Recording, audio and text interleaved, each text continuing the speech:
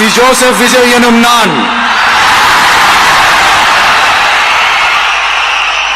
தமிழ்நாட்டு அரசின் முதலமைச்சர் என்ற முறையில் எனது கவனத்திற்குள்ளாவதும் தெரிய வருவதுமான எந்த பொருளையும் முதலமைச்சரின் கடமைகளை உரியவாறு நிறைவேற்ற தேவையான அளவுக்கன்றி ஒருவரிடமோ பலரிடமோ நேர்முகமாகவோ மறைமுகமாகவோ அறிவிக்கவோ வெளிப்படுத்தவோ மாட்டேன் என்று ஆண்டவன் மீது ஆணையிட்டு உறுதிமொழிகிறேன்.